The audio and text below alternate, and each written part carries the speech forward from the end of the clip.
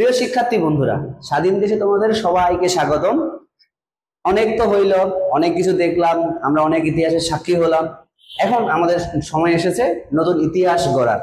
তোমরা এখন যারা এতদিন থেকে সবাই টেনশনে ছিলা, পড়ালেখা করো নাই, সারাদিন মোবাইলের মধ্যে ছিলা, কোথায় কি হচ্ছে কি না হচ্ছে এইসব খোঁজ খবর রাখতা, এখন কিন্তু তোমাদের সময় শেষ হয়ে গেছে।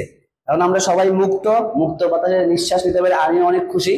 তোমরা সবাই এখন ট্রাই করো তোমাদের এই নতুন জীবন, বিশেষ করে যারা এইচএসসি 25 এবং 26 যারা নতুন ভর্তি হচ্ছ, তাদের জন্য এটা বলবো যে তোমরা এখন থেকে খুব ভালো করে পড়ালেখা শুরু করো, যেন তোমাদের দিয়ে ইন ফিউচারে অনেক নতুন ইতিহাস তৈরি করানো যায়। তোমরা, আমার বিশ্বাস আছে তোমরা অবশ্যই অনেক নতুন ইতিহাস তৈরি করতে পারবা। তো তোমরা সবাই জানো যে আমরা প্রথমে একটা হোয়াইট বোর্ড দিয়ে শুরু করছি। আজকে তোমাদের দোয়ায় আমরা এখন স্মার্ট বোর্ডের মাধ্যমে ক্লাস শুরু করতেছি। আশা করি তোমাদের সবাইকে ভালো লাগবে। আর আমি যেহেতু এটাতে একটু নতুন, হয়তো বা আদার্স প্ল্যাটফর্ম বা যারা অনেক আগে থেকে শুরু করছে তাদের মধ্যে পারবো না, বাট আমরা শুরু করতেছি। তোমাদের সাপোর্ট, তোমাদের থাকলে আমরা অবশ্যই আরো এগিয়ে যাইতে পারবো। তো আমরা যে অধ্যায়টা নিয়ে আলোচনা করব, তোমাদের বায়োলজি ফার্স্ট পেপারের কোষ এর গঠন নিয়ে। এই ক্লাসটা শুরু করার আগে তোমাদের সাথে আমি একটু 2-4টা কথা বলে নেই যে বায়োলজি কিভাবে পড়তে হয়। বায়োলজি এটা নিয়ে আমি সেপারেট একটা ভিডিও বানাবো। তারপরে বলি যে বায়োলজি এমন একটা সাবজেক্ট, বিশেষ করে যারা মেডিকেল টার্গেট করতেছো তাদের জন্য বায়োলজি যেমন বেসিক বোঝা খুব দরকার, এবং তার সাথে সাথে বায়োলজি লাইন বাই লাইন পড়াও দরকার। তো আমাদের পড়ার ধরনটা হচ্ছে এরকমই হবে। আমাদের প্রথমে আমরা বেসিক বুঝাবো, বেসিক বুঝানোর পরে তোমাদের বইয়ের মধ্যে ইম্পর্টেন্ট লাইনগুলো আমরা বুঝিয়ে পড়বো line by line. First time line by line হবে, দেন আমরা হয়তো অধ্যায় শেষে একটা ওয়ান শট ক্লাস নিব অ্যাডমিশন স্টাইলে, দেন একটা ক্লাস নিব সিকিউ ওয়ান শট, আর একটা ক্লাস নিব MCQ one shot solve class. ঠিক আছে, তো আমরা শুরু করি। দেখো, এই অধ্যায়টার নাম হচ্ছে কোষ ও এর গঠন। ঠিক আছে, তো আমরা যদি এটার বেসিক সম্পর্কে জানতে যাই, তোমরা সবাই জানো আমরা প্রথমে বেসিকে যাই। ঠিক আছে, তোমাকে যদি প্রশ্ন করা হয় কোষ কি, এবং তোমরা সবাই 1-2 থেকে পড়ে আসতেছ, কোষ কি?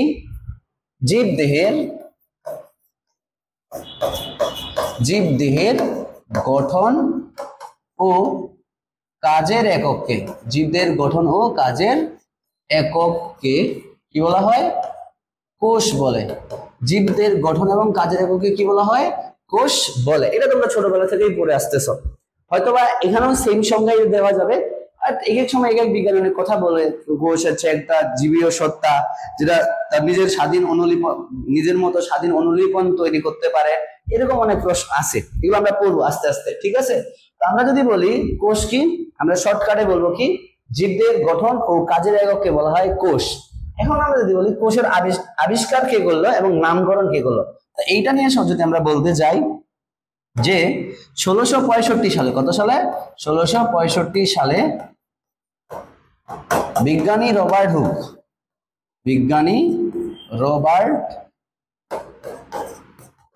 হুক কি করেন? কোষ আবিষ্কার করেন।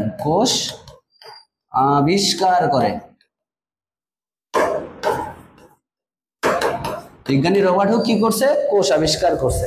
তো এটার একটা বড় ইতিহাস আছে। তো রবার্ট হুক যে বিজ্ঞানীর কথা বললাম, তিনি হচ্ছে রয়্যাল সোসাইটি অফ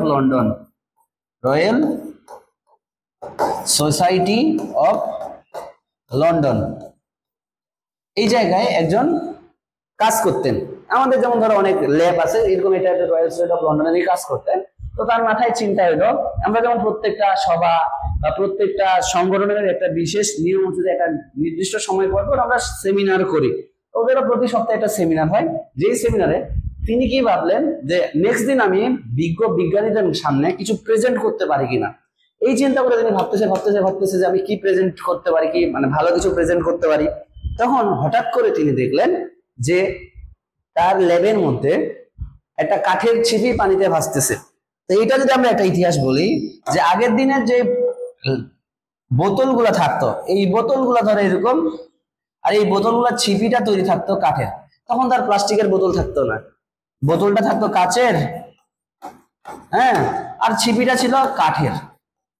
তো তিনি হঠাৎ করে দেখলেন যে এই যে কাঠের ছিপি পানিতে ভাসতেছে। তার মধ্যে প্রশ্ন জাগলো কেন পানিতে ভাসতেছে। তখন তিনি কি করলেন, অনুবীক্ষণ যন্ত্রের নিচে ওই কাঠের ছিপিটাকে পাতলা করে কেটে অনুবীক্ষণ যন্ত্রের নিচে দেখলেন অনুবীক্ষণ যন্ত্রের নিচে তিনি দেখলেন যে এরকম কতগুলা ছোপ ছোপ ফাঁকা স্থান পাওয়া যাচ্ছে, ছোট ছোট প্রকোষ্ঠ, ক্ষুদ্র, তিনি কিছু ক্ষুদ্র প্রকোষ্ঠ দেখতে পান। এই ক্ষুদ্র প্রকোষ্ঠগুলা ফাঁকা হওয়ার কারণে তিনি এইটার নাম দিলেন কি সেল। তিনি নামকরণ করলেন কি এটার সেল। কারণ সেল শব্দটার কথা যদি আমরা বলি, এই যে সেল শব্দটা এটা একটা ল্যাটিন শব্দ। এটা কি ল্যাটিন শব্দ, সেলুলা থেকে আসছে কি সেলুলা থেকে এই শব্দটার উৎপত্তি হইল।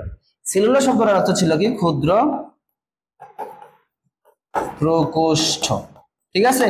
এবং তোমরা যদি দেখো যে আমাদের যে অনেক সন্ন্যাসী আছে যারা বন জঙ্গলে থাকতেন, তারা অনেক ছোট্ট একটা ঘরে থাকতেন। এই ছোট্ট ঘরগুলোর নামই হচ্ছে কি সেল। ওই সেলুলার শব্দটা থেকে তিনি এটার নামকরণ করলেন কি সেল, যেটাকে আমরা বর্তমানে কি হিসেবে জানি সেল হিসেবে জানি, ঠিক আছে। তো এই যে এটা হচ্ছে ইতিহাস। আমরা যদি এই ইতিহাসটা তোমাদের বইয়ের সাথে মিলাই দেখি, তোমরা দেখবা এই যে দেখো এখানে একটা গল্প আছে সেল, তোমরা এটা বইয়ের সাথে মিলাই নিবা। সেল নামকরণ রবার্ট হুক 1665 সালে রয়্যাল সোসাইটি অফ লন্ডনের যন্ত্রপাতি নিরীক্ষক নিযুক্ত হন। ভাবলেন আগামী সপ্তাহে সবাই উপস্থিত বিজ্ঞ ব্যক্তিদের সামনে কোনো ভালো কিছু উপস্থাপন করা যায় কিনা। তিনি ভাবলেন অনুবীক্ষণ যন্ত্রের মাধ্যমে কিছু করা যায় কিনা। তিনি দেখলেন কাঠের ছিপি। কি হচ্ছে কাঠের ছিপি দেখতে নিরেট হলেও পানিতে ভাসে। এর কারণ কি, তিনি ছিপির নিচে একটি পাতলা সেকশন করে অনুবীক্ষণ যন্ত্রে দেখতে পারলেন সেখানে মৌমাছির চাকের ন্যায় অসংখ্য ছোট ছোট ক্ষুদ্র প্রকোষ্ঠ আছে। মৌমাছির চাকের ন্যায় অসংখ্য ছোট ছোট ক্ষুদ্র প্রকোষ্ঠ আছে, এরকম অসংখ্য ছোট ছোট ক্ষুদ্র প্রকোষ্ঠ আছে। বুঝতে পারছি? এই ক্ষুদ্র প্রকোষ্ঠ গুলার পরে তিনি কি দিলেন দেখো। তখন তার মনে পড়লো আশ্রমে সন্ন্যাসীরা বা পাদ্রীরা থাকার জন্য এমন ছোট ছোট ঘর যেটাকে সেল বলা হইতো এইটা। এবার দেখলেন সেই থেকে লিটল বক্স গুলোকে তিনি নাম দেন সেল। আর ল্যাটিন শব্দ সেলুলা থেকে এর উৎপত্তি হয়েছে, যার অর্থ হচ্ছে কি ক্ষুদ্র প্রকোষ্ঠ। আমরা এটা একটু আগেই পড়ে ফেলছি এবং পরবর্তীতে তিনি মাইক্রোগ্রাফিয়া গ্রন্থে এই কাহিনীটা লিখে রাখছেন, ঠিক আছে। এবার আমরা যে টপিকটা পড়তে যাব সেটা দেখো, এই জায়গায় দেখো আমাদের একটা টপিক আছে প্রথম কোষের সৃষ্টি। এখানে একটা কি আছে, প্রথম কোষের সৃষ্টি হইলো কিভাবে। তো আমরা যদি বলি যে প্রথম কোষ কিভাবে সৃষ্টি হইলো, এটার অনেক বড় ইতিহাস আছে, ঠিক আছে। আমরা যদি ইতিহাসটা দেখতে যাই, আমরা এখানে একটা নতুন পেজ অ্যাড করি। প্রথম কোষের সৃষ্টি, প্রথম কোষের সৃষ্টি। প্রথম কোষের সৃষ্টি সম্পর্কে বলতে গিয়া প্রথমে যে জিনিসটা আসছে সেটা হচ্ছে যে আমাদের পৃথিবী, তোমরা সবাই জানো যে আমাদের যে পৃথিবীর সৃষ্টি হইলো এটা একটা বিগ ব্যাং থিওরির মাধ্যমে, একটা বিন্দুকণা মহাবিস্ফোরণের ফলে এই বিশ্ব ব্রহ্মাণ্ডের সৃষ্টি হয়। তবে বিশ্ব ব্রহ্মাণ্ডের সৃষ্টির প্রথম দিকে তো আর সেখানে কি ছিল না, মানুষ ছিল না বা প্রাণী ছিল না বা জীব ছিল না। তো এই যে প্রথম কোষটা কিভাবে আসলো এটা আসলে এখনো প্রমাণিত না, বাট এক একটা ধারণা করা হচ্ছে যে এরকম হতে পারে। একটা ধারণার মধ্যে সর্বজন স্বীকৃত ধারণাটা হচ্ছে এরকম যে পৃথিবীর বায়ুমণ্ডলে, ঠিক আছে, বায়ুমণ্ডলে এক সময় methane, ammonia, carbon die oxide এবং জলীয় বাষ্প ছিল, ঠিক আছে। এই সবগুলো গ্যাসকে একজন বিজ্ঞানী একটা পরীক্ষাগারে এই সবগুলো গ্যাসকে মিলিত করে একটা মিশ্রণ ঘটানো করে অনাকাঙ্ক্ষিত ভাবে একটা জিনিস তৈরি হইল। যেই জিনিসটা হচ্ছে আমাদের অ্যামাইনো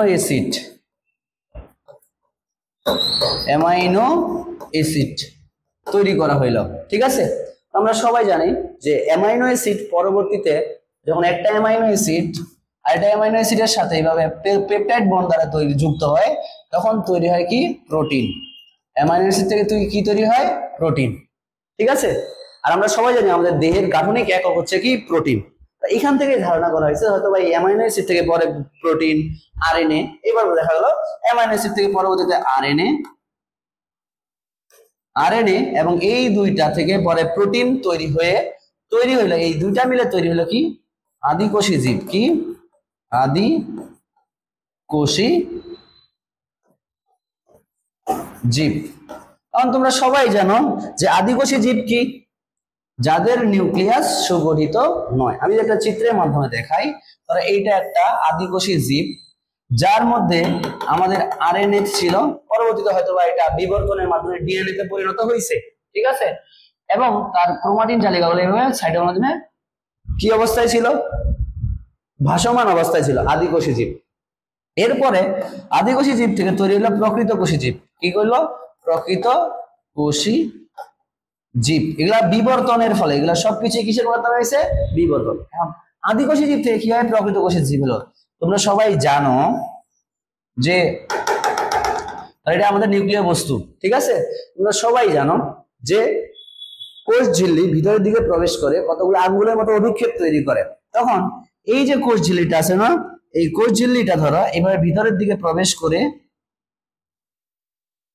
এরকমগুলা কতগুলা নিউক্লিয়ার আবরণ তৈরি করছে। ভিতরের দিকে প্রবেশ করে কি করছে, কতগুলা নিউক্লিয়ার আবরণ তৈরি করছে।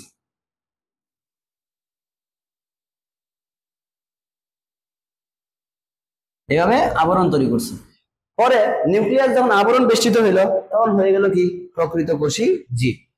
এই যে প্রকৃত কোষী জীবটা দেখতেছ, এই প্রকৃত কোষী জীবের ভিতরে আমাদের কতগুলা আদিকোষী জীব প্রবেশ করলো। ধরো এটা একটা প্রকৃত কোষী জীব, এর মধ্যে আমাদের এটা তো প্রকৃত কোষী জীব হয়ে গেল, নিউক্লিয়াস দিলাম, ধরো এখানে আবরণ দিলাম, ঠিক আছে। এরপরে এর ভিতরে একটা ব্যাকটেরিয়াম প্রবেশ করে, এটা হচ্ছে একটা ব্যাকটেরিয়া, ধরো একটা ব্যাকটেরিয়া, কি একটা প্রবেশ করলো, ব্যাকটেরিয়া। যেটা আবার বিবর্তনের ফলে এই ব্যাকটেরিয়াটা কনভার্ট হয়ে গেল কিসে, মাইটোকন্ড্রিয়া। কোথায়, কিসে পরিণত হলো, কিসে পরিণত হলো, মাইটোকন্ড্রিয়া। তখন এই প্রকৃত কোষটা পরিণত হলো কি, প্রাণী কোষে। কি করলো, প্রাণী কোষ। কিসে পরিণত হলো, প্রাণী কোষ। আবার এই প্রাণী কোষের মধ্যে ধরো এটা আমাদের প্রাণী কোষ, এটা তো নিউক্লিয়াস, ধরো এটা নিউক্লিয়াস, আর এর ভিতরে আমাদের এটা হচ্ছে এটা হচ্ছে মাইটোকন্ড্রিয়া, মাইটোকন্ড্রিয়া। আবার কোন একটা আমাদের অ্যারোবিক ব্যাকটেরিয়া এর ভিতরে প্রবেশ করলো, যেটা আবার কনভার্ট হলো কিসে, প্লাস্টিডে। কিসে পরিণত হইলো, প্লাস্টিড, ঠিক আছে। কিসে পরিণত হইলো, প্লাস্টিড। প্লাস্টিডে যখন পরিণত হইলো, প্লাস্টিড, তখন এই প্রাণী কোষ থেকে তৈরি হইলো কিসের, উদ্ভিদ কোষ। কিসে পরিণত হইলো, উদ্ভিদ কোষ। আমরা যদি নেক্সট ছবিটা দেখি তোমরা ভালো করে বুঝতে পারবা। একটা প্রক্রিয়ার নাম বলছে এন্ডোসিম্বায়োসিস। এন্ডোসিম্বায়োসিস কি, এটা আমি পরে বুঝাচ্ছি, আগে জিনিসটা দেখো।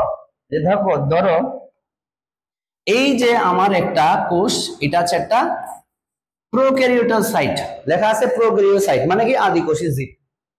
এই আদিকোষী জীবের এই যে অংশটুকু দেখতেছ, এটা হচ্ছে নিউক্লিয়াসের বস্তু, যারা সুগঠিত ছিল না।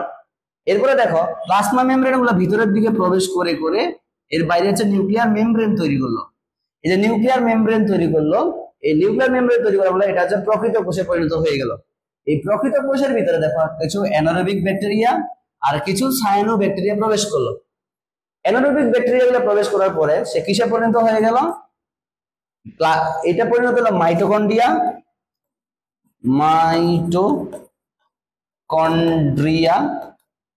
এবং আমাদের যে এই যে সায়ানো ব্যাকটেরিয়াটা প্রবেশ করছে, এখান থেকে তৈরি হয়েছে কি, প্লাস্টিড। কি তৈরি করছে, প্লাস্টিড। এরপরে তৈরি হয়ে গেল একটা উদ্ভিদ কোষ, ঠিক আছে। তা এইভাবে মূলত আমাদের বিবর্তনের মাধ্যমে কি হচ্ছে, আমাদের নতুন জীবের সৃষ্টি হইলো বা কোষের সৃষ্টি হইলো। তো দেখো এই যে একটা টপিক বলছে আমরা এন্ডোসিম্বায়োসিস। এন্ডোসিম্বায়োসিস মানে কি, মিথস্ক্রিয়া। মনে করো এটা হচ্ছে একটা মিথস্ক্রিয়া, ঠিক আছে। অর্থাৎ দেখো এই যে যখন মিথস্ক্রিয়া বলতে গেলে যখন দুইটা ভিন্ন জীব একই জায়গায় অবস্থান করে পরস্পর পরস্পর সহযোগিতার মাধ্যমে টিকে থাকে, সেই প্রক্রিয়াটাকে বলতেছি এন্ডোসিম্বায়োসিস, ঠিক আছে।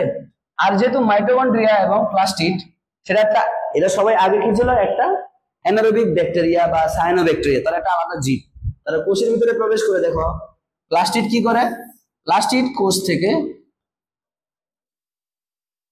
থেকে কার্বন ডাই অক্সাইড এবং কি পানি ব্যবহার করে, যার ফলে তারা কি করে, শর্করা C6H12O6। অর্থাৎ প্লাস্টিড আমাদের কাছ থেকে পানি এবং কি নিচ্ছে আমাদের না উদ্ভিদের কাছ থেকে পানি এবং কি নিচ্ছে কার্বন ডাই অক্সাইড নিচ্ছে, যার বিনিময়ে তারাও বেঁচে থাকতেছে। আর এর বিনিময়ে তারা উদ্ভিদকে কি দিচ্ছে? খাদ্য। আবার মাইটোকন্ড্রিয়া কি করে? আমাদের দেহ থেকে সে খাদ্য নিচ্ছে, যে খাদ্যটাকে জারিত করে সে কি করতেছে? শক্তিতে পরিণত করতেছে। এই যে যখন দুইটা জীব পরস্পরের সহযোগিতায় থাকবে, একজন এক জায়গায় অবস্থান করে একজন আরেকজনকে কি করবে? সাপোর্ট করবে, সেই প্রক্রিয়াটাকে বলতেছি আমরা কি? এন্ডোসিম্বায়োসিস। ঠিক আছে। আর এই জন্য প্লাস্টিড ও মাইটোকন্ড্রিয়াকে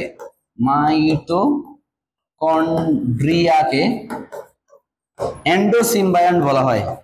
এন্ডোসিম্বায়ন্ট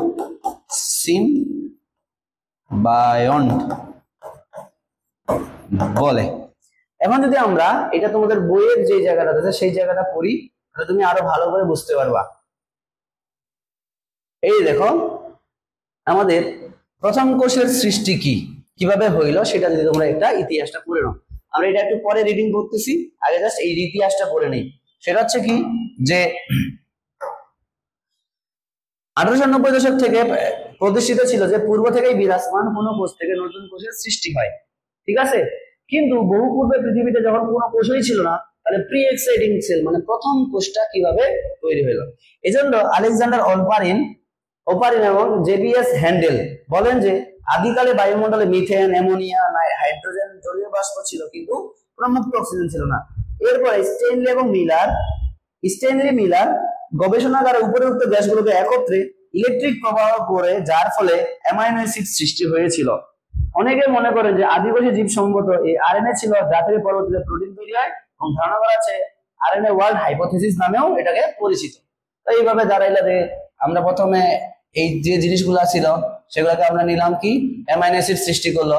গভীর সমুদ্র তরঙ্গে এটা যে পরবর্তীতে ফসফোলিপিড বাইলেয়ার তৈরি হয়, আরএনএ এর মাধ্যমে বংশগতির প্রবাহ শুরু হয়, আদিকোষ পরবর্তীতে ডিএনএ তে পরিণত হয়, তারপর আস্তে আস্তে আমি যে ঘটনাগুলো বললাম, এই যে দেখো তুমি এখানে পড়তে থাকো। আদিকোষ থেকে সৃষ্টি হয় প্রকৃত কোষ। সেই প্রকৃত কোষ একটি বায়বীয় ব্যাকটেরিয়া ঢুকে পরে মাইটোকন্ড্রিয়ানে পরিণত হয় এবং সৃষ্টি হয় প্রকৃত প্রাণীকোষ। সেই প্রাণীকোষে ঢুকে পড়ে ফটোসিনথেটিক ব্যাকটেরিয়াম, যা পরে কিসে পরিণত হয়েছে? ক্লোরোপ্লাস্টে পরিণত হয়ে তৈরি করে উদ্ভিদ কোষ। ঠিক আছে। তাহলে আমরা এখান থেকে প্রমাণিত হয় আগে প্রাণী কোষ আসছে, তারপর কি আসছে? উদ্ভিদ কোষ আসছে। এখন দেখো, আমরা এই যে একটু আগে যে জিনিসটা বাদ দিছি, এখানে একটু ইতিহাস যে বললাম সেটা আমরা আসলে একটু পরে পড়তাম, তারপর আমি পড়াই ফেলি। সেটা হচ্ছে কি যে এই যে একটু প্রথম পেজের পরে দেখো কন্টিনিউশন, যে কয়েদিদের জন্য এগুলা পড়ছি যে পৃথিবীতে অনেক কোষ হচ্ছে আণুবীক্ষণিক এবং কিনা খালি চোখে দেখা যায় না, তবে কিছু কিছু কোষ ব্যতিক্রম দেখা যায়, যেটা আবার খালি চোখে দেখা যায়। তোমরা মনে রাখবা, হাঁস মুরগির ডিম এটা মাত্র একটা কোষ দ্বারা গঠিত, সেই হিসেবে উট পাখির ডিম পৃথিবীর সব থেকে বড় কোষ। ঠিক আছে। এগুলা তোমরা একটু পড়ে নিবা। এবারে দেখো, মানুষের মধ্যে সব থেকে বড় কোষ হচ্ছে কি রে? নিউরন। ঠিক আছে। এবং সেল এর প্রতি সপ্তাহে সেলুলার জীবকোষ আসলো। তো এখান থেকে একটা জিনিস বলা হইলো যে রবার্ট হুক যে কোষ লক্ষ্য করেন তা মূলত একটি কি কোষ? মৃত কোষ ছিল। কি? মৃত কোষ। এর বাইরের প্রাচীর, অর্থাৎ তিনি মূলত কোষের বাইরের যে প্রাচীরটা থাকে সেটা লিখছেন। জীবিত কোষ সম্পর্কে সর্বপ্রথম ধারণা দেন কে? Antonie van Leeuwenhoek. দেখো এখানে লেখা আছে, অণুবীক্ষণ যন্ত্রের কিছুটা উন্নতি সাধিত হইলে পরে ডাচ বিজ্ঞানী অ্যান্টনি ফন লিউয়েনহুক সর্বপ্রথম 1674 সালে কোষ প্রাচীর ছাড়া ভেতরে পূর্ণাঙ্গ সজীব দ্রব্যগুলো বা জীবিত কোষ পর্যবেক্ষণ করেন। এরপরে 1981 সালে ফেলিস ফন্টানা কোষের মধ্যে নিউক্লিয়াসের অস্তিত্ব প্রমাণ করেন। এটা জাস্ট ইতিহাস। এবং রবার্ট ব্রাউন সর্বপ্রথম উদ্ভিদ কোষের সুস্পষ্ট গোলাকার নিউক্লিয়াস আবিষ্কার করেন। এগুলা নিয়ে তোমাদের এখন মাথা ব্যথা করার দরকার নাই। মনে রাখবা, বায়োলজিতে সাল আর বিজ্ঞানের নাম এতটা গুরুত্বপূর্ণ না, সো এগুলা নিয়ে তো মাথা ব্যথা করার দরকার নাই। ঠিক আছে। এখন আমরা যে জিনিসটা যাব সেটা হচ্ছে আমাদের স্লাইডে চলে যাই। 3 নম্বর স্লাইডে যেটা আছে, কোষের কিছু বৈশিষ্ট্য আছে। এই কোষের বৈশিষ্ট্য কি হলো? জীবনের জন্য প্রয়োজনীয় সকল গাঠনিক এবং আণবিক কোষে থাকে, অর্থাৎ তুমি দেখতেছো এখানে মাইটোকন্ড্রিয়া, গোলজি বস্তু, প্লাস্টিক যত কিছু আছে সব কার ভিতরে থাকে? কোষের ভিতরে। এরা সুনিয়ন্ত্রিত ভাবে কি উঠে? বেড়ে ওঠে। মানে কোষ ছোট থেকে কি হয়? বড় হয়। পরিবেশের যে কোনো উত্তেজনার প্রতি সাড়া দেয়। পরিবেশ, এই যে ধরো আমাদের শরীরের ত্বকের কোষের কথা বলি, তাপ, চাপ, অনেক কিছুর প্রতি কি স্পর্শ, এগুলোর প্রতি সাড়া দিচ্ছে। এবারে লেখা আছে হোমিওস্ট্যাটিক অবস্থা বজায় থাকে। এই হোমিওস্ট্যাটিক শব্দটার মানে কি? মনে রাখবা, এটা মানে হচ্ছে একটা মানে কনস্ট্যান্ট কন্ডিশন। কনস্ট্যান্ট কন্ডিশন এর মানে হচ্ছে কি, আমরা যদি বলি এটা কোষ, এটা কোষের ভিতরের অংশ, এটা হচ্ছে কি কোষের ভিতর, এবং কোষের হচ্ছে এটা কি বাইরে। এই কোষের ভিতরে এবং বাইরে যে তরল গুলা থাকে তার মধ্যে বিভিন্ন আয়ন থাকে, যেমন সোডিয়াম, পটাশিয়াম, এরকম অনেক আয়ন থাকে। বলছে যে সর্বদা কোষের ভিতরে যতগুলো সোডিয়াম থাকা দরকার সবসময় সেটাই বজায় রাখার ট্রাই করে, এবং বাইরে যতটুকু থাকার দরকার সেগুলো রাখার ট্রাই করে। এটাকেই বলা হচ্ছে কি হোমিওস্ট্যাটিক অবস্থা, অর্থাৎ কোষের ভিতরে এবং বাইরে বিভিন্ন উপাদানের সমতা সবসময় রাখা। এক কথায় সমতা রক্ষা করা। কি করা? সমতা রক্ষা। ওকে, এবার দেখো অভিযোজিত হতে পারে পরিবেশের সাথে। অভিযোজন মানে তোমরা জানো, অভিযোজন শব্দটা হচ্ছে যে পরিবেশের সাথে নিজেকে খাপ খাইয়ে নেওয়া। এবার দেখো জিনগত তথ্য ধারণ করে এবং বহন করে। তোমরা জানো কোষের ভিতরে কি আছে? নিউক্লিয়াস। এই নিউক্লিয়াসের ভিতরে থাকে কি? ক্রোমোজোম। ক্রোমোজোমের ভিতরে ডিএনএ। ডিএনএ এর ভিতরে থাকে জিন, যারা আমাদের বংশগতির বৈশিষ্ট্যগুলোকে ধারণ করে এবং এক প্রজন্ম থেকে কি করে আরেক প্রজন্মে নিয়ে যায়। এবার দেখো কোষের বৈশিষ্ট্য আমাদের শেষ। এটা খুবই ইম্পর্টেন্ট, 100% মনে রাখবা, খুবই ইম্পর্টেন্ট। মেডিকেলের কোশ্চিন এবং এমসিকিউর কোশ্চিন এখান থেকে খুব বেশি আসে। কোষের আয়তন। এই কোষের আয়তন যে জিনিসটা বলবো সেটা হচ্ছে কি কোন কোষটা বড় কোন কোষটা ছোট। তাহলে দেখো প্রথমে আমরা আসি পৃথিবীর মধ্যে।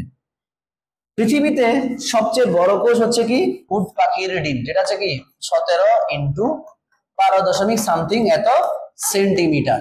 পৃথিবীর সব থেকে বড় কোষ হচ্ছে কি উট পাখির ডিম। আর পৃথিবীর সবচেয়ে ছোট কোষ হচ্ছে পিপিএলও বা মাইক্রোপ্লাজমা। এটা হচ্ছে মাইক্রোপ্লাজমা। পিপিএলও এর পূর্ণরূপ কি? Pleuro pneumonia like organism.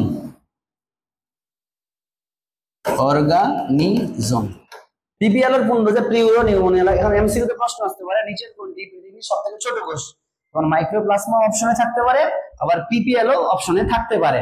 এবার যেটা বলি আমাদের, এটা যে উদ্ভিদের মধ্যে দেখো লেখা আছে এককোষী জীবের মধ্যে এসিটাবুলেরিয়া নামক শৈবাল সবথেকে বড় এককোষী উদ্ভিদ। Very very most important for MCQ question, যে তোমাকে বলতে পারে যে এককোষী উদ্ভিদের মধ্যে সবচেয়ে বড় এককোষী উদ্ভিদ কোনটা, তখন তোমাকে বলতে হবে এসিটাবুলারিয়া। এবং দেখো বহুকোষী উদ্ভিদের মধ্যে বোমেরিয়া নেভিয়া নামক একটা রেমাই গাছের তন্তু কোষটা হচ্ছে কি বহুকোষী উদ্ভিদের ক্ষেত্রে সব থেকে বড় কোষ।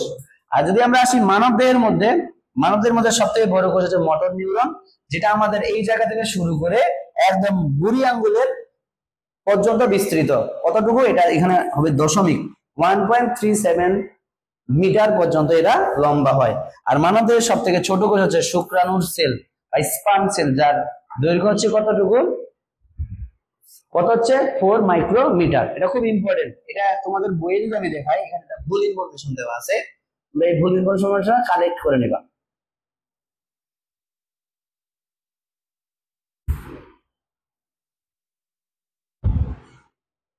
দেখো এখানে একটা টপিক আছে তোমাদের 7 নাম্বার পেজে, এখানে কোষের আয়তন নিয়ে আলোচনা করা হয়েছে, যেখানে একটা ভুল ইনফরমেশন দেওয়া আছে। ঠিক আছে, তো দেখো যে কোষের সুনির্দিষ্ট আকার আয়তন নেই।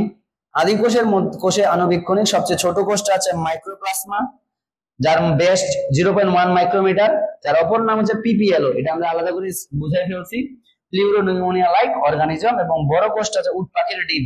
ঠিক আছে, আর এককোষী উদ্ভিদের মধ্যে সবচেয়ে বড় উদ্ভিদ হলো কি এসিটাবুলেরিয়া নামক শৈবাল।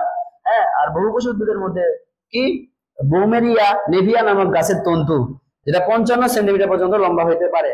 আর মানুষের মধ্যে সবথেকে বড় মোটর নিউরন হচ্ছে মোটর নিউরন। আর এখানে দেখো লেখা আছে অনুচক্রিকা, সবথেকে ক্ষুদ্রতম কোষ। মাথায় রাখবা বর্তমানকার দিনে কি রক্ত কণিকা গুলোকে কোনো কোষ বলা হয় না, এগুলো এক ধরনের কণিকা, নামের মধ্যেই আছে রক্ত কণিকা, নট সেল।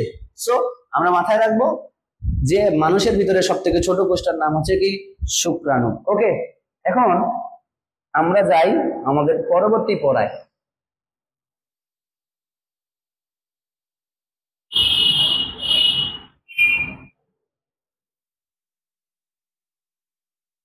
এবার আসি আমরা কোষের প্রকারভেদ। এবার আসতেছি কোথায়? কোষের প্রকারভেদ। তো কোষের প্রকারভেদ নিয়ে আলোচনা করতে গেলে অনেকগুলো কথা আসবে। আমরা দুইটা ক্যাটাগরিতে ভাগ করব। এক নম্বর ক্যাটাগরি হচ্ছে কি কাজের উপর ভিত্তি করে কোষকে আমরা দুই ভাগে ভাগ করছি, দেহ কোষ আর এটা হচ্ছে কি জনন কোষ। তাহলে প্রথমেই আমরা যদি আসি দেহ কোষ বা জনন কোষ কাকে বলে। এক নম্বরে আসি দেহ গঠনে অংশগ্রহণ করে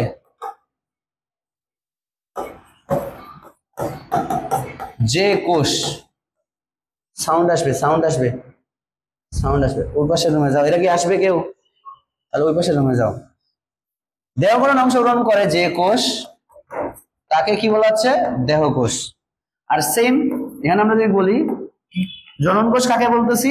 জনন কাজে সাহায্য করে, জনন কাজে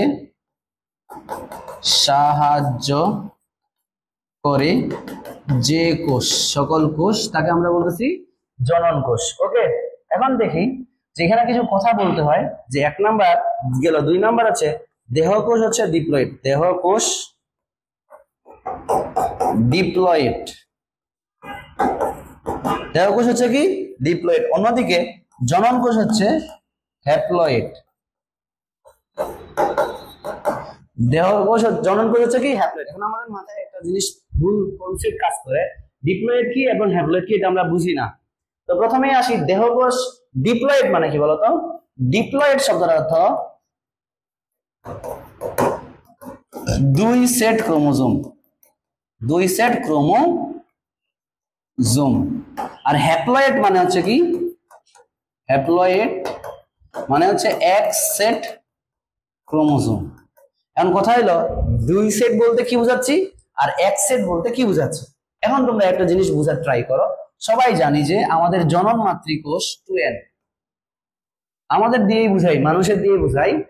এর মানে কি 2n মানে হচ্ছে যে এখানে এটা আমি লিখে রাখি, এটা জনন মাতৃকোষ। প্রথমে আগে বুঝি সেট। তুমি এখন ইন্টারমিডিয়েটে পড়ো, সুতরাং তুমি যদি দেখো ইন্টারমিডিয়েটে এক সেট বই বলতে কি বুঝাচ্ছে, মানে বায়োলজি 2টা পেপার, কেমিস্ট্রি 2টা পেপার, ফিজিক্স 2টা পেপার, ম্যাথ 2টা paper, Bangla first paper, second paper, ইংরেজি ফার্স্ট, এই যে আইসিটি সবগুলো মিলাই তোমার একটা সেট বই। ঠিক আছে? তাহলে মনে রাখবা যে সেট বলতে বোঝাচ্ছে যে যখন আমরা কোনো একটা নিউক্লিয়াসের কথা চিন্তা করি, ধরো এটা একটা নিউক্লিয়াস, এই নিউক্লিয়াসের ভিতরে যতগুলা ক্রোমোজোম আছে, এই ক্রোমোজোমের ভিতরে কারো কারো এক সেট থাকে, কারো কারো দুই সেট থাকে। সেটা যদি বুঝতে যাও তাহলে দেখো সবাই জানি জনন মাতৃকোষে কি ঘটে? মিওসিস। এই মিওসিসের ফলে ক্রোমোজোম সংখ্যা কি হয়? অর্ধেক হ্রাস পায়। এই অর্ধেক হ্রাস পায় বাবার ক্ষেত্রে এটা তৈরি হয় শুক্রাণু, আর মায়ের ক্ষেত্রে এটা যদি আমরা বলি তাহলে এটা ধরে নিব ডিম্বাণু। এই শুক্রাণুর ভিতরে যতগুলা ক্রোমোজোম থাকে তার সম্পূর্ণ সংখ্যাটাকে বলি একটা সেট। সেম ভাবে ডিম্বাণুর ভিতরে যতগুলো ক্রোমোজোম থাকে তার সমস্ত সংখ্যাটাকে মিলে আমরা বলি আরেকটা সেট। তাহলে বুঝতে হবে যে শুক্রাণু মানে আমরা এরপর যদি আমরা নিষেধ ঘটাই তাহলে কি ঘটায়? আবার তৈরি হয় জাইগোট। কি হলো? জাইগোট। এই যে বলা হলো যখন নিষেধ ঘটে তাহলে আমরা বাবার কাছ থেকে পাই এক সেট ক্রোমোজোম আর মায়ের কাছ থেকে পাই কি এক সেট ক্রোমোজোম, যেই দুইটা মিলিত হয়ে আমাদের ভিতরে আবার কি হয়ে যায়? দুই সেট ক্রোমোজোম হয়ে যায়। তাহলে মনে রাখতে হবে মানুষের বেলা যদি 46টা ক্রোমোজোম থাকে, শুক্রাণুতে থাকে ক্রোমোজোম 23টা, আর মায়ের ডিম্বাণুতে থাকে কয়টা? 23টা। এই দুইটা মিলিত হয়ে 46টা হয়, অর্থাৎ এই 23টা ক্রোমোজোম মিলেই হচ্ছে কি একটা সেট। তার মানে আমাদের মানুষের দেহে দেহ কোষে থাকে ডিপ্লয়েড সংখ্যক, আর জনন কোষ কিভাবে হইল? এখানে হচ্ছে একটা সেট থাকে। এখন আমরা যদি বলি 3 নাম্বার পয়েন্ট, দেহ কোষে কোন প্রক্রিয়া কোষ বিভাজন ঘটে? মাইটোসিস। মাইটোসিস প্রক্রিয়ায় কোষ বিভাজন ঘটে, কোষ বিভাজন ঘটে। আর যদি আমরা বলি জনন কোষে, সবাই এক কথার উত্তর দিতে পারে দেয় জনন কোষে মিওসিস প্রক্রিয়ায় কোষ বিভাজন ঘটে, কিন্তু ঘোড়া জনন কোষে কোনো কোষ বিভাজন ঘটে না, ঘটে না। মনে রাখতে হবে জনন মাতৃকোষে মিওসিস ঘটে, তারপর গিয়ে তৈরি হয় কি জনন কোষ। তাহলে আমরা এখন উদাহরণ যদি বলি, আমাদের দেহ কোষের উদাহরণ হচ্ছে কি হাত পা এবং পুরো শরীরের কোষ। হাত পা অর্থাৎ শরীর গঠনে যা যা কোষ আছে এগুলো হচ্ছে কি কার উদাহরণ? দেহকোষ। আর জনন কোষের উদাহরণ মাত্র দুইটা, একটা হচ্ছে কি রে শুক্রাণু, আরেকটা হচ্ছে কি ডিম্বাণু। এই দুইটা হচ্ছে আমাদের জনন কোষের উদাহরণ। তাহলে দেখো এখান থেকে কোন নাম্বার কোন নাম্বার দুইটাই প্রশ্ন আসতে পারে। দেহকোষ কি, জনন কোষ কি? দেহকোষ বলতে কি বোঝায়, জনন কোষ বলতে কি বোঝায়, অথবা আসতে পারে দেহকোষ ও জনন কোষের মধ্যে পার্থক্য আলোচনা করো। ঠিক আছে, এখন আমরা এটার পড়াটা একটু মিলাই নেই। দেখো এখানে একটা কথা আছে, কোষের প্রকারভেদ।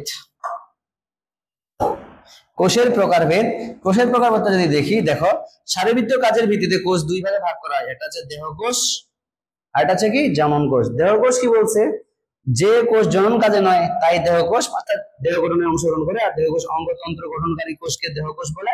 উচ্চ শ্রেণীর উদ্ভিদের দেহকোষ সাধারণত ডিপ্লয়েড এবং মূল কাণ্ড পাতা এগুলা সব কোষ হচ্ছে কি দেহকোষের উদাহরণ। জনন কোষের কথা যদি বলি, জনন কোষ কি বলছে, যৌন প্রজননের জন্য ডিপ্লয়েড জীবের জননাঙ্গে মায়োসিস প্রক্রিয়া উৎপন্ন হ্যাপ্লয়েড সংখ্যক কোষ বিশিষ্ট গ্যামিটকে আমরা কি বলি, জনন কোষ। উদাহরণ কি শুক্রাণু এবং ডিম্বাণু। এবার আমরা যাব, এরপর আমরা আসি আরেকটা প্রকারভেদ নিয়ে, যেখানে বলা হচ্ছে যে নিউক্লিয়াসের গঠনের উপর ভিত্তি করে আমরা এই ক্যাটাগরিটা ভাগ করছি। যেখানে বলা হচ্ছে যে নিউক্লিয়াসের উপর ভিত্তি করে কোষ কয় প্রকার, দুই প্রকার। এক নম্বর প্রকারভেদ আদি কোষ, আর একটা প্রকারভেদ হচ্ছে কি প্রকৃত কোষ। আমরা যদি আদি কোষ বলি, যে আগেই বলছি যেটা কার উপর ভিত্তি করে, নিউক্লিয়াস। তোমরা 9 10 পড়ে আসছো, একটা নিউক্লিয়াসের চারটা অংশ থাকে, নিউক্লিয়ার মেমব্রেন, নিউক্লিয়ার মেমব্রেন, এরপরে হচ্ছে আমাদের কি নিউক্লিওলাস, নিউক্লিওপ্লাজম, এবং তার সাথে থাকতেছে কি নিউক্লিয়ার রেটিকুলাম। আমি বলে রাখি আগেই যে আমি একটু চিত্রতে দুর্বল। আমার চিত্র এতটাই সুন্দর হয় যে লিওনার্দো দা ভিঞ্চি এখন আমাকে ফ্রেন্ড রিকোয়েস্ট পাঠাইছে, বুঝতে পারছি তো। চিত্রগুলোকে একটা ইগনোর করবা, কারণ আমি লিওনার্দো দা ভিঞ্চিরও কিন্তু আমি ফ্রেন্ড রিকোয়েস্ট অ্যাকসেপ্ট করি নাই, কারণ সে আমার যোগ্য ব্যক্তি না। আমার চিত্র এতটাই সুন্দর হয়। সো একটু দেখো এখানে যে বলছে নিউক্লিয়ার মেমব্রেন, এই যে নিউক্লিয়াসের গঠনের উপর ভিত্তি করে আমাদের কোষকে দুই ভাগ করা হয়েছে, একটা আদি কোষ আর কি প্রকৃত কোষ। তাহলে মনে রাখবা, যে সকল কোষের নিউক্লিয়াস সুগঠিত নয়, নিউক্লিয়াস সুগঠিত নয়, তাদেরকেই বলতেছে আমরা আদি কোষ। আর এখানে যে আমরা বলি যে সকল কোষের নিউক্লিয়াস কি হয়, নিউক্লিয়াস সুগঠিত। অর্থাৎ এখন যে আমরা বলি যে একটা নিউক্লিয়াস সুগঠিত নয় বলতে কি বুঝাইছে, আর এখানে নিউক্লিয়াস সুগঠিত বলতে বুঝাইছে। বলছে যে যখন আমাদের নিউক্লিয়াসের চারটা অংশের মধ্যে চারটাই থাকবে তখন তাকে বলে সুগঠিত। আর যখন চারটার মধ্যে আমাদের কি থাকতেছে না, এখানে এই যে এদের মধ্যে মনে রাখবা নিউক্লিয়ার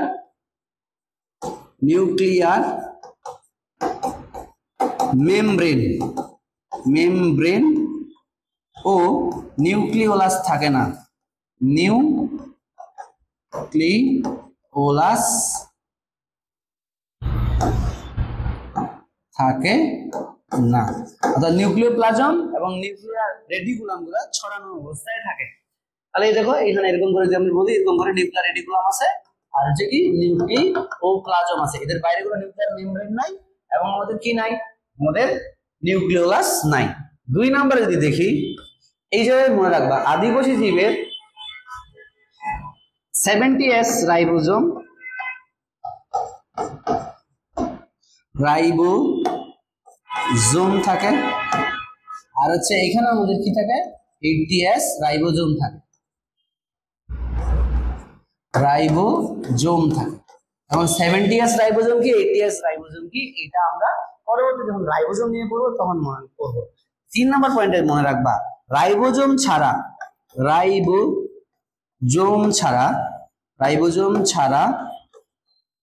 অন্যান্য সাইটোপ্লাজমীয় অঙ্গাণু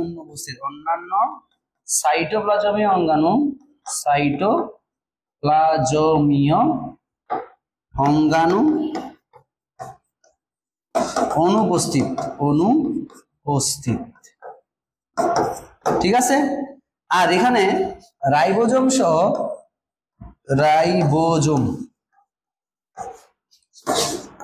সহ সকল অঙ্গাণু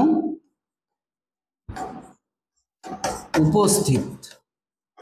একটা জিনিস চিন্তা করো, আদি কোষকে আমরা আদিম মানুষের সাথে তুলনা করতে পারি।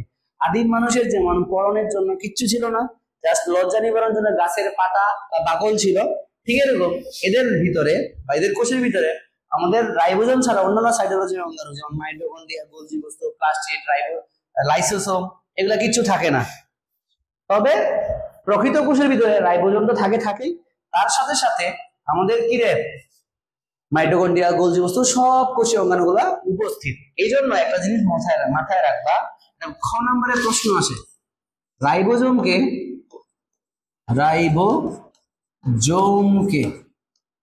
সার্বজনীন অঙ্গাণু বলা হয়। কি বলা হয়? সার্বজনীন অঙ্গাণু বলে।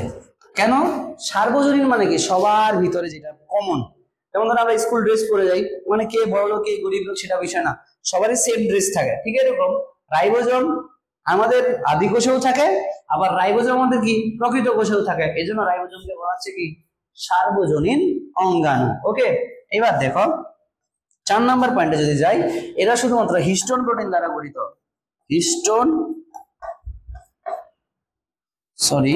ভুলে গেছে, কি করে? হিস্টোন প্রোটিন দ্বারা গঠিত। হিস্টোন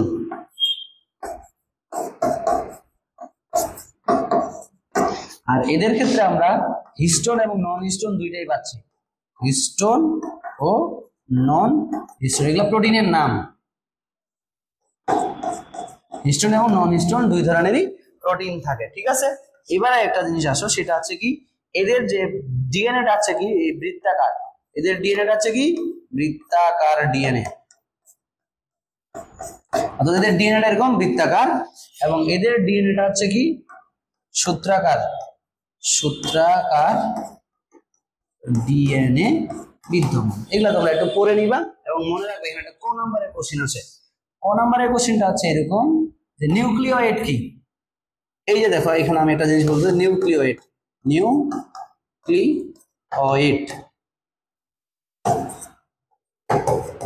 কি প্রশ্ন আসতে পারে। নিউক্লিওয়েড কি মাথায় রাখতে হবে, আদিকোষের জীবের সাইটোপ্লাজমে যে জায়গায় নিউক্লিয়ার বস্তুগুলো পাওয়া যায় তাকে বলা হচ্ছে কি নিউক্লিওয়েড। তোমরা এখন এইটার পার্থক্যটা তোমাদের বই অনুযায়ী পড়ে নাও, তাহলে তোমাদের জন্য বুঝতে সুবিধা হবে। বই অনুযায়ী পড়ে নেই তাহলে সুবিধা হবে। এই ধরো আমাদের আদিকোষ এবং প্রকৃত কোষ নিয়ে আলোচনা। তাহলে প্রথমে আসি, দেখো নিউক্লিয়াসের গঠনের উপর ভিত্তি করে কোষকে দুই ভাগে ভাগ করা হয়েছে, এটা আদিকোষ আর এটা হচ্ছে কি প্রকৃত কোষ। আদিকোষ বা প্রোক্যারিওটিক সেল, যে সকল কোষের আবরণী বেষ্টিত নিউক্লিয়াস এমনকি আবরণী বেষ্টিত অন্যান্য অঙ্গাণু থাকে না, তারাই হলো আদিকোষ। কিভাবে আমরা না লিখে বলবো কি সাইটোপ্লাজমীয় যে অঙ্গাণু, আমরা লিখবো হচ্ছে এরকম যে সকল কোষের নিউক্লিয়াস সুগঠিত নয় তাকেই বলতেছি আদিকোষ। দেখো আদিকোষের নন হিস্টোন প্রোটিন যুক্ত একটি মাত্র বৃত্তাকার কুণ্ডলিত ডিএনএ থাকে। তাহলে আমি একটু ভুল পড়াইছিলাম আগের জিনিসটাতে, এখানে উল্টা হয়ে গেছে, এই উল্টা জিনিসটা ঠিক করে নাও, ঠিক আছে। যে এখানে এই জায়গাটা বলছি না, এখানে থাকবে হচ্ছে নন হিস্টোন আর এখানে থাকবে হিস্টোন এবং নন হিস্টোন দুইটাই। কথা বুঝতে পারছি? এটা একটু আমি ভুল করছি, এটা ঠিক করে নাও। ম্যান ইজ মর্টাল, মানুষ মাত্রই ভুল, ঠিক আছে। একটা দুটা ভুল থাকলে এটা ক্ষমার দৃষ্টিতে দেখবা। এইবার যাচ্ছি আমরা পড়াই। দেখো সাইটোপ্লাজমের মুক্ত স্থানে অবস্থানকারী বৃত্তাকার ডিএনএ কে নিউক্লিওয়েড বলে। এটা খুবই ইম্পর্টেন্ট, কোন নম্বরের কোশ্চেন এবং এমসিকিউ তে আসতে পারে। সাইটোপ্লাজমের যে স্থানে বৃত্তাকার ডিএনএ পাওয়া যায় ওই স্থানটাকে বলতে আমরা নিউক্লিওয়েড। এবং এদের 70s রাইবোজোম থাকে এবং এরা কোন প্রক্রিয়া বিভাজন হয়, দ্বিবিভাজন অথবা অ্যামাইলোসিস প্রক্রিয়ায় কোষ বিভাজন ঘটে। আর উদাহরণ হিসেবে মনে রাখবা, এমসিকিউ তে প্রশ্ন আসতে পারে, মনে রাখা যতগুলো জীব আছে তারা সবাই হচ্ছে কি আদিকোষী। তোমরা সবাই পড়ে আসছো 5টা রাজ্য আছে, মনেরা, প্রোটিস্টা, ফানজাই, প্লান্টি এবং এনিমিলিয়া। মনেরা রাজ্যে যতগুলো প্রাণী আছে তারা সবাই হচ্ছে কি দেখো এখানে বলছে প্রো মানে হচ্ছে কি আদি, প্রো মানে হচ্ছে কি আদি। আর হচ্ছে আমাদের কি ক্যারিয়ন মানে হচ্ছে নিউক্লিয়াস, অর্থাৎ এদের নিউক্লিয়াসটা হচ্ছে আদি প্রকৃতি অর্থাৎ সুগঠিত নয়। এগুলা পড়ে নিবা, এগুলা না পড়লেও চলবে, তোমাদের কাজ। এবার আসে আমরা প্রকৃত কোষ, ঠিক আছে। তাহলে বলছে যে কোষের নিউক্লিয়াস সুগঠিত তারা আছে প্রকৃত কোষ। আর প্রকৃত কোষের নিউক্লিয়াস ছাড়াও আবরণী বেষ্টিত অন্যান্য অঙ্গাণু যেমন মাইটোকন্ড্রিয়া, প্লাস্টিড, ক্রোমোজোম, লাইসোজোম সবকিছুই আছে। এরা দুই স্তর বিশিষ্ট আবরণী নিউক্লিয়ার, অর্থাৎ এদের নিউক্লিয়ার যে আবরণটা সেটা দুই স্তর বিশিষ্ট অবস্থায় নিউক্লিওপ্লাজম একাধিক ক্রোমোজোম নিয়ে গঠিত। এদের 70s এর জায়গায় 80s রাইবোজোম থাকে এবং ডিএনএটা হচ্ছে কি সূত্রাকার, ঠিক আছে। আর এগুলা বাকিবার পড়লে পড়ছো, না পড়লে নাই।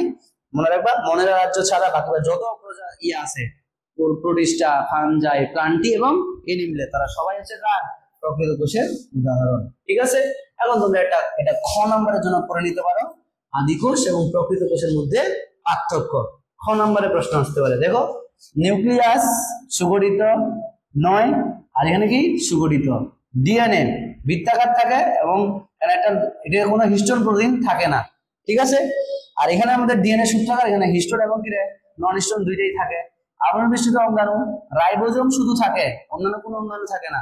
আর এখানে রাইবোজোম ছাড়াও সমস্ত থাকে। এদের রাইবোজোম 70s, এদের রাইবোজোম 80s। সাইটোস্কেলিটন মানে কি কোষীয় কঙ্কাল, এদের কোষীয় কঙ্কাল থাকে না, এদের কোষীয় কঙ্কাল থাকে। আরএনএ পলিমারেজ এক প্রকার, এটাকে আরএনএ পলিমারেজ এক প্রকার থাকে, আর এদের আরএনএ পলিমারেজ 3 প্রকার থাকে। এগুলো আমরা পরবর্তী যখন বড় হবো আস্তে আস্তে তখন সবকিছু জানতে পারবো। অপেরণও বুঝবো না, অপেরণ থাকে, জাস্ট মনে রাখবা এখানে অপেরণ থাকে না। জিনের গঠনটা যদি আমরা বলি, জিনের গঠন ইন্ট্রন্স নেই আর এখানে ইন্ট্রন্স আছে। এগুলো তোমরা আপাতত বুঝবা না যতক্ষণ পর্যন্ত আমি তোমাকে ট্রান্সক্রিপশন বা ট্রান্সলেশন না পড়াই, ঠিক আছে। কোষ বিভাজন হয় অ্যামাইটোসিস প্রক্রিয়ায়, আর প্রকৃত কোষে মাইটোসিস এবং মিয়োসিস প্রক্রিয়ায়। শ্বসন ঘটে অবাধ শ্বসন, আর এখানে সবাধ শ্বসন। ট্রান্সলেশন ট্রান্সক্রিপশনের সাথে শুরু হয়, আর ট্রান্সক্রিপশনের পরে বিলম্বে শুরু হয়। এটা আপাতত পড়ে নিবা, ঠিক আছে। এছাড়াও বলছে যে কোন ধরনের জীব গঠন করবে সেটার উপর ভিত্তি করে কতগুলো ভাগ করছে, একটা উদ্ভিদ কোষ আর একটা প্রাণী কোষ। তাহলে মনে রাখবা উদ্ভিদ কোষ তৈরি করে যেগুলা, তাদেরকে উদ্ভিদের দেহ গঠন করে যে কোষগুলো তাদেরকে উদ্ভিদ কোষ, আর প্রাণীদের কোষগুলোকে আমরা বলছি কি প্রাণী কোষ। এবার স্টেম সেল করতে পারো, এগুলা পরিমাপের একক গুলা পড়ে নিতে পারো। আর এগুলা পড়ার দরকার নেই, ফিজিক্স কেমিস্ট্রি এমনিতেই বুঝবে, 1 সেন্টিমিটার সমান কত ইঞ্চি, এটা তোমাদের পড়ার দরকার নাই, ঠিক আছে। এবার আমরা যেটা বলতেছি এখন পড়বো যেটা, সেটা হচ্ছে একটা আদর্শ কোষের গঠন।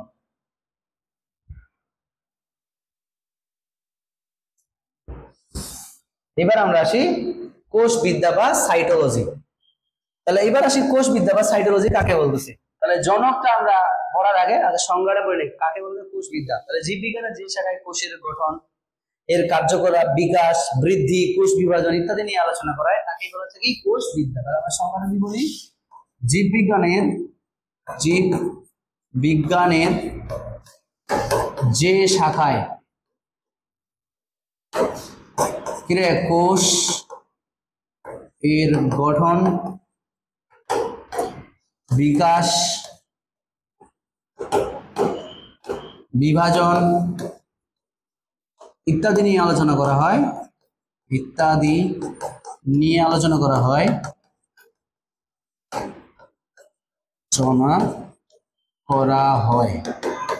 তাকে আমরা কি বলতেছি কোষ বিদ্যা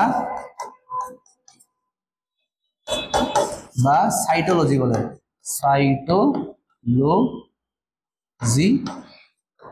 ওকে। এবং যেহেতু প্রথম কোষ আমরা আবিষ্কার করছে কে, রবার্ট হুক, এই জন্য রবার্ট হুককে কোষ বিদ্যার জনক বলা হয়, কোষ বিদ্যার জনক বলে, ঠিক আছে, কোষ বিদ্যার জনক বলে। তবে আধুনিক কোষ বিদ্যার জনক হচ্ছে কে, আধুনিক কোষ বিদ্যার জনক হলেন, এটা একটু ভালো করে মনে রাখবা, আধুনিক কোষ বিদ্যার জনক হচ্ছে কার্ল পি সোয়ানসন। খুব ইম্পর্টেন্ট। এখন আমরা একটা আদর্শ কোষের গঠন করব, এটা আমরা চিত্রের সাহায্যে ভালো করে বুঝে পড়বো। এটার জন্য আমি একটা নতুন পেজ সেট করি। তাহলে আমরা লিখি একটি আদর্শ কোষের গঠন। তোমরা এটাকে একটা জিনিসের জন্য পড়বে, সেটা হচ্ছে এমসিকিউ, মেডিকেল অ্যাডমিশন টেস্টে এখান থেকে খুব বেশি এমসিকিউ আসে, বুঝতে পারছি। শুধু এটাকে একটু ভালো করে মনোযোগ দিবা। আমরা একটা ছবি দেখাই যে একটা যদি আমরা কোষের কথা বলি, কোষ একটা ছবি, এই যে একটা কোষ, আমরা উদ্ভিদ কোষ যেটা বোটানি উদ্ভিদ কোষ নিয়ে আলোচনা করবো। যে কোষের সবার বাইরে থাকে কি কোষ প্রাচীর, এটা যে আমার কি হয় কোষ, কোষের বাইরে কি থাকে কোষ প্রাচীর, কোষ প্রাচীর কি থাকে কোষ প্রাচীর। আর এই কোষ প্রাচীর দ্বারা ভিতরে যে ঘেরা অংশটা আছে তাকে বলতেছি আমরা প্রোটোপ্লাজম। কি বলবো? প্রোটোপ্লাজম। ঠিক আছে, এই যে ভিতরের অংশটা আছে এই প্রোটোপ্লাজমকে আবার তিনটা ক্যাটাগরিতে ভাগ করতেছি। কয়টা ক্যাটাগরি? তিনটা ক্যাটাগরিতে ভাগ করতেছি। ঠিক আছে, এক নাম্বার ক্যাটাগরি হচ্ছে কোষ ঝিল্লি, কোষ ঝিল্লি। দুই নাম্বার হচ্ছে সাইটোপ্লাজম, সাইটোপ্লাজম। এবং তিন নাম্বার হচ্ছে নিউক্লিয়াস, নিউক্লিয়াস। ঠিক আছে, এবার আসি যে এই যে কোষ প্রাচীরের পরে আরেকটা পাতলা আবরণ আছে, সেই পাতলা আবরণটাকে বলতেছি আমরা কি কোষ ঝিল্লি। এবং এই কোষ ঝিল্লির ভিতরে আমরা দুইটা ক্যাটাগরিতে ভাগ করব, একটা হচ্ছে আমাদের নিউক্লিয়াস, আর নিউক্লিয়াস ছাড়া বাকি পুরো অংশটা হচ্ছে কি সাইটোপ্লাজম। এখন দেখো এই সাইটোপ্লাজমের কথা যদি বলি, এই সাইটোপ্লাজমে আমরা আরো দুইটা ক্যাটাগরিতে ভাগ করতে পারি। সাইটোপ্লাজমে কয়টা ক্যাটাগরিতে ভাগ করব? দুইটা। এখানে কিছু সজীব উপাদান আছে, সজীব উপাদান যেটাকে আমরা অর্গান বলতে পারি, অর্গা। আর কিছু আছে নির্জীব উপাদান, নির্জীব উপাদান। ঠিক আছে, এখন এই সজীব উপাদানগুলো যারা বিভিন্ন কাজে অংশগ্রহণ করে, এই সজীব উপাদানগুলোকে আমরা আরো দুইটা ক্যাটাগরিতে ভাগ করব। একটা হচ্ছে ঝিল্লি যুক্ত অঙ্গাণু, ঝিল্লি যুক্ত অঙ্গাণু, আর এটা ঝিল্লি বিহীন, ঝিল্লি বিহীন অঙ্গাণু। মনে রাখবা ঝিল্লি যুক্ত বলতে বোঝাচ্ছে যাদের আবরণ থাকে বাইরে, কোষের বাইরে ওই অঙ্গাণুটার বাইরে আবরণ আছে সেগুলো হলো ঝিল্লি যুক্ত অঙ্গাণু। আর যাদের নাই সেটা হলো কি ঝিল্লি বিহীন অঙ্গাণু। ঝিল্লি যুক্ত অঙ্গাণুগুলোকে আমরা সংক্ষেপে মনে রাখবো মায়ে পাগল, মায়ে পাগল। ঠিক আছে, মায়ে পাগল। তাহলে কি মাতে হচ্ছে মাইটোকন্ড্রিয়া, মাইটোকন্ড্রিয়া। এতে হচ্ছে এন্ডোপ্লাজমিক রেটিকুলাম, এন্ডোপ্লাজমিক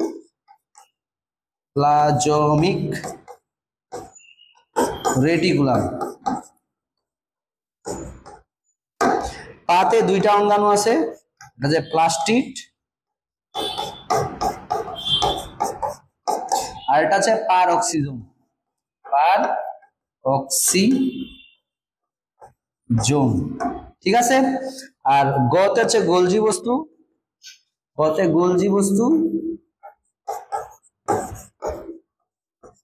আর লতে হচ্ছে লাইসোসোম, লাইসোসোম। ওকে, আর ঝিল্লিবিহীন অঙ্গাণুগুলোকে মনে যদি রাখি, যেগুলোকে মনে রাখবো আমরা এটা দিয়ে, সেরা মামাই প্রথম, সেরা মামাই প্রথম। তাহলে দেখো সেটা হচ্ছে সেন্ট্রিওল, সেন্ট্রিওল। রাতে রাইবোজোম, রাইবোজোম। মাতে মাইক্রোটিউবুল, মাইক্রোটিউবিউল।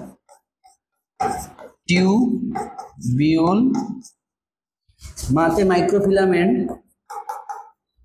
মাইক্রোফিলামেন্ট।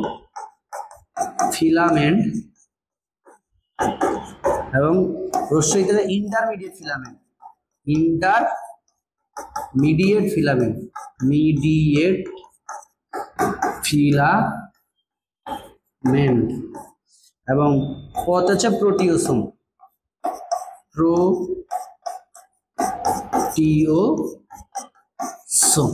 এগুলো হচ্ছে আমাদের পরীক্ষায় আসতে পারে, তোমাকে প্রশ্ন আসতে পারে ঝিল্লিযুক্ত অঙ্গাণু বা মেমব্রেনাস অর্গান কোনটি, ঝিল্লিবিহীন অঙ্গাণু বা নন মেমব্রেনাস অঙ্গাণু কোনটি। যে কোনো একটা মুখস্থ করলেই চলে যাবে। এবার আমরা যে জিনিসটা আসতেছি সেটা হচ্ছে কি, এবার আমরা যে জিনিসটা আসতেছি সেটা হচ্ছে কি নির্জীব উপাদান। এই নির্জীব উপাদানগুলোকে আমরা তিনটা ক্যাটাগরিতে ভাগ করি। এক নাম্বার ক্যাটাগরিটা যদি বলি নির্জীব উপাদান, দেখো এক নাম্বার আছে সঞ্চিত। এক নম্বরে আসি আমরা সঞ্চিত। সঞ্চিত উপাদানগুলোর মধ্যে কি কি আছে মনে রাখতে হবে, যে শর্করা, আমিষ এবং চর্বি, এটা সঞ্চিত উপাদান। ঠিক আছে, অর্থাৎ কোষের ভিতরে মূলত খাদ্য উপাদানগুলোই কোষ সঞ্চয় করে রাখে। দুই নম্বরে যদি আমরা আসি নিঃসৃত। নিঃসৃত অর্থাৎ কোষ থেকে কি কি নিঃসৃত হয়, ক্ষরিত হয়, মনে রাখবা হরমোন, হরমোন, এনজাইম, নেকটার এবং পিগমেন্ট। পিগমেন্ট খুব ইম্পর্টেন্ট। এবং সব থেকে লাস্ট এবং মোস্ট ইম্পর্টেন্ট টপিক হচ্ছে বর্জ্য। কোষের ভিতরে কিছু বর্জ্য উপাদান আছে, ঠিকই, রেজিন, টেনিন, গাম, ল্যাটেক্স, অ্যালকালয়েড,